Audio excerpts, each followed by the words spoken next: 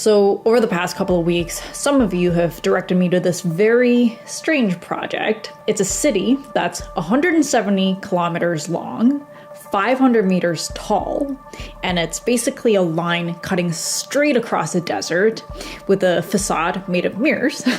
And you can travel from one end to the other end in just 20 minutes. It's got an ultra super high speed public transit, which eliminates the need for cars and prioritizes walking. At first I thought it was a metaverse project, but it is a real project. The initial estimates for this project was $500 billion, and now they're estimating at $1 trillion.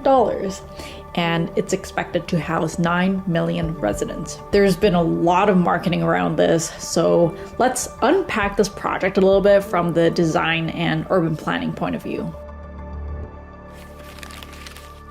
So a little bit of context. NEOM is a part of the Saudi government's bigger initiative to diversify the economy away from oil. And as a part of their plan, they're investing heavily into infrastructure projects, as well as education, tourism, research, anti-aging technology, and there's a really big focus on future industries like renewable power. And the Saudi Arabian government set up an entire zone for the NEOM developments in an area called Tabuk. There's areas that's already finished construction, including a seaside resort, a massive development for the royal family, and an airport directly connecting to Riyadh, which is the capital of Saudi Arabia.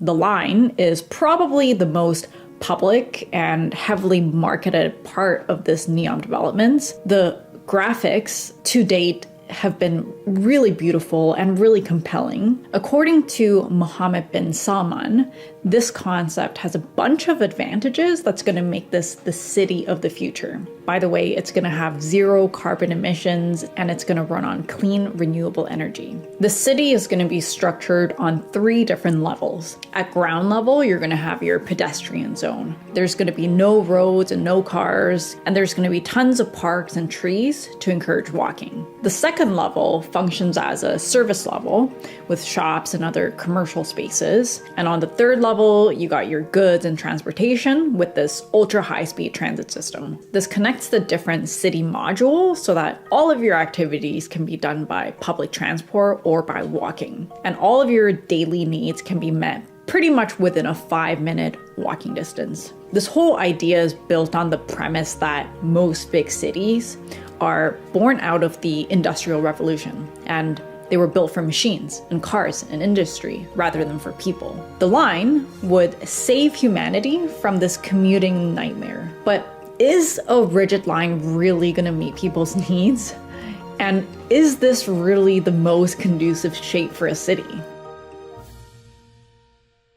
There's just a lot of questions that come up when I look at this. The first one was the design's impact on the natural habitat. I mean, if the focus really is on green technology and it's designed for sustainability, why does it literally cut through the surroundings? You know, it looks like it's forcing its way into this irregular terrain. I studied fragmented landscapes and wildlife corridors in architecture school when I was doing my project in the Korean demilitarized zone, and there's thousands of instances throughout the world where natural habitats have been fragmented from roads or buildings. It stops animal migration, it kills off weaker animal species, it limits genetic diversity, it creates inbreeding, which creates genetic disorders. This is really just to name a few. And one of the things that humans can do to help these situations is to create these wildlife corridors. And honestly, I don't know if this was overlooked because the project is in a desert, but even within a desert, there's thousands of animals and plant species like lizards, snakes, turtles, sandcats, hares, like literally thousands. So creating this massive 170 kilometer wall, it sounds really problematic. Also, this giant mirrored wall is going to reflect the light and it's going to create these 2 really hot heat zones, and it's going to fry everything around it, not to mention birds flying into it. As it gets up to 55 degrees Celsius, that's 130 degrees Fahrenheit. So if the roof of this thing stays open, like in the renderings, you're gonna need some serious cooling in there. Or maybe they're just counting on all of these areas being shaded most of the time. But then I'm kind of curious, how do you get all of this lush greenery? I'm also not super sure how much daylight you're gonna be able to get in there. This gray box is residential, but if you live all the way over here, that's a pretty unpleasant situation for you, and you're not going to be able to get a lot of daylight. So maybe the ones on the lower level are the servants and the workers, and up here, that's where all the millionaires live. Let's say that they're able to resolve the issue of daylight, of walkability, they can make trees levitate, and sunlight can bend geometry. But in the end, the question is still, who is going to live here? The Saudi government really wants to set up Neom as a free trade zone with its own tax system and legal systems that's separate from Saudi Arabia's super conservative legal system. And they're really trying to create an environment for global investors. So maybe it'll be a trade area where people come and go, but maybe few people will actually live there.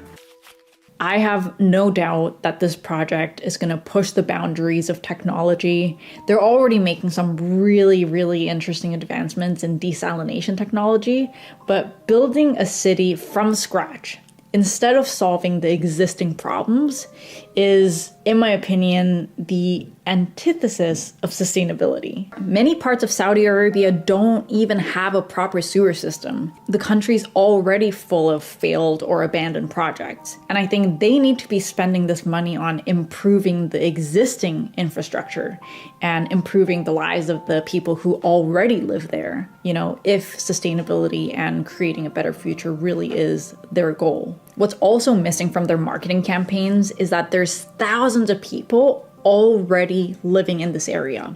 There's a tribal community that's been there for centuries. And Neom is displacing thousands of tribal members. And I think that brings us to the whole ethics behind all this.